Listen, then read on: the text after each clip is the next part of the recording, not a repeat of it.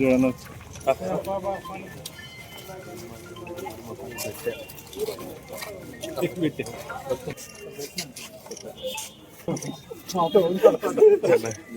Sir okay sir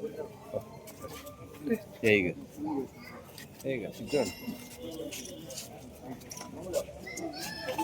okay sir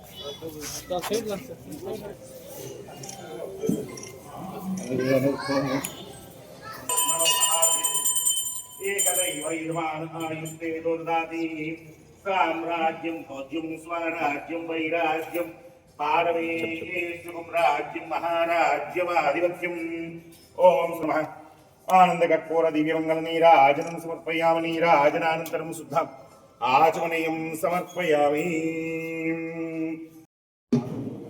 ఈరోజు మన గౌరవ కావలి అమ్మవారు గారు ఈ కార్యక్రమంలో నిర్వహిస్తూ వారు ఇక్కడికి వచ్చిన ఊరు పుట్టుక ఒక ఇంటితో స్టార్ట్ అవుతుంది.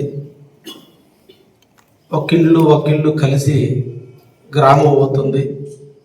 ఆ గ్రామం ఒక మహానగరంగా అభివృద్ధి చెందినట్టే ఎంతోమంది దాతల యొక్క సహకారంతో గుడి కూడా ఏర్పాటు అవుతుంది. కిషోర్ నువ్వైరా ప్రభుత్వ అజమాయిషులకి టెంపుల్స్ తీసుకోవడం ఆనవాయితీగా ఉంది. ఈరోజు దాతలు నిర్మించినటువంటి గుడిలే ప్రధాన అర్చకులు కూడా పైన. ఇటీవల కాలంలో మనం కాశీబుగ్గ శ్రీకాకుళం జిల్లాలో ఉన్నటువంటి కాశీబుగ్గలో జరిగిన సంఘటన మనందరం కూడా చూసాం. చెందినటువంటి వ్యక్తి తన యావదాస్తిని వెచ్చించి ప్రసన్న వెంకటేశ్వర స్వామి దర్శనం దొరకలేదు, ఆ వెంకటేశ్వర స్వామిని మన ముందులే పెట్టుకుందని చెప్పి ఆయన ఎంత పవిత్రంతో గుడి కడితే, కొద్ది మందితో అయితే ఆ దాత గుడికి సంబంధించిన నిర్వాహకులు ఎలా నిర్వర్తిస్తున్నారో అదే నిర్వర్తించేటువంటి విధంగానే ఈ కార్యక్రమాలు జరుగుతాయనే విషయాన్ని మీ అందరికీ కూడా తెలియజేస్తూ, ఎటువంటి అపోహలకి ఎటువంటి ఆలోచనలకు తావు లేకుండా ఏదన్నా ఉన్నా కూడా ఈవో దృష్టికి తీసుకొచ్చి అన్ని విషయాలు కూడా చేసి రేపటి సంక్రాంతి కావలి ప్రజలందరూ కూడా తల్లి దీవెనల కోసం వచ్చే విధంగా మీ నిర్వహణ కూడా ఉండే విధంగా అందరూ కూడా సహకరించండి. మన కావలిని కాపు కాస్తున్నటువంటి మన కనకదుర్గమ్మ తల్లిని మన కలుగోలమ్మ తల్లిని మనందరం కూడా సేవిద్దామని చెప్పి ఈ సందర్భంగా మీకు తెలియజేస్తూ, ఒకసారి మీ సాంప్రదాయాలన్నీ కూడా ఇప్పుడు కొత్తగా మళ్ళీ ఈవో గారు వచ్చిన తర్వాత ఒక కొత్త కార్యక్రమానికి కూడా నాంది పలికినట్టు నాకు కూడా నిన్ననే తెలిసింది.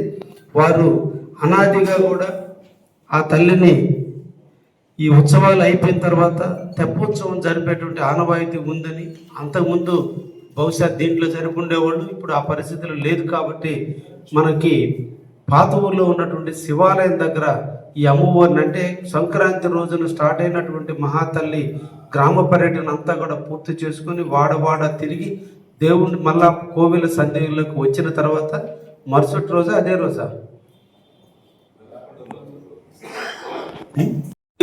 ప్రతిష్ఠించినప్పుడు వారు అనుకున్నటువంటి సాంప్రదాయం ప్రకారం ఇప్పటి వరకు కొన్ని జరగకపోతే వాటిని కూడా జరిపిస్తే బాగుంటుంది అనేది ఈవో గారి ఆలోచన. దానికి రీసర్వే సెటిల్మెంట్ రిజిస్టర్ ప్రకారం 7 ఎకరాల 20 సెంట్లు కుంటపూర్వం పోక ఉంది.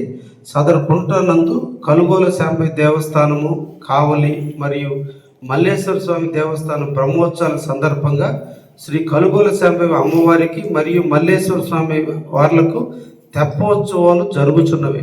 కాలక్రమేణా సదరు కుంటను ఈ క్రింద విధంగా సబ్ డివిజన్గా మార్చినట్టు కావలి బిట్ 2 రెవెన్యూ అధికారులు ఇచ్చిన పట్టాదారు అడంగల కాపీ, అంటే ఆయన వ్యవస్థాపకతను రిజిస్టర్ చేసినట్టు.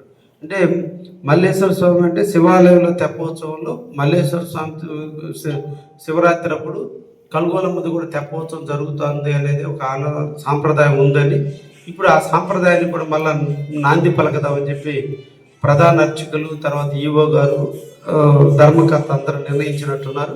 దీన్ని చేసేటప్పుడు ఎలా చేయాలి, ఏంటి చేయాలి అనేది కూడా అందరూ కూడా ఆలోచించి అందరికీ మేలు చేకూర్చే విధంగా, ప్రజలకి మన్నలు పొందే విధంగా చేసే కార్యక్రమం దిగ్విజయంగా సక్సెస్ అయ్యే విధంగా ఇప్పుడు కొత్తగా ఒక యాక్ట్ వచ్చింది ఎండోమెంట్లో, ప్రభుత్వం లా అండ్ ఆర్డర్ యాక్ట్లో కూడా 1000 మంది భక్తులు గుడికి వస్తున్నారంటే పోలీస్ బందోబస్తు పెట్టాలి అనేటువంటి నానుడు వచ్చింది. ఎందుకంటే మన కాశీ బుక్కులో జరిగినటువంటి ఒత్తిడిలో జరిగిన తొక్కిసలాటలో జరిగిన మరణాలు సంభవించిన తర్వాత దేవాలయాల పరిరక్షణలో కూడా పోలీసు వారిని ఇన్వాల్వ్మెంట్ చేస్తూ ఈ ఉత్సవాలకి ఇంతమంది వస్తారు కాబట్టి దానికి తగ్గట్టు మీరు బందోబస్తు పెట్టండి అని చెప్పి ఇప్పుడు ఈవో నుంచి పోలీసు వారికి కూడా ముందుగానే తెలియజేయాల్సినటువంటి పరిస్థితి, వాళ్ళు కూడా బందోబస్తు ఏర్పాటు చూడాల్సినటువంటి పరిస్థితి కూడా ఉంది. ప్రభుత్వ ఆలోచనలకు అనుగుణంగానే మనం కూడా నడవాలి కాబట్టి అందరం కూడా మన కావలి ప్రశాంతతకు మారుపేరుగా ఉన్న కావల్లో వీటన్నిటిని నిర్వహించే విధంగా చేద్దామని మీ అందరికీ కూడా తెలియజేస్తూ ఈ యొక్క యాక్ట్ మీద మన ఎంఆర్ఓ గారిని మాట్లాడవలసిందిగా కోరుతాం.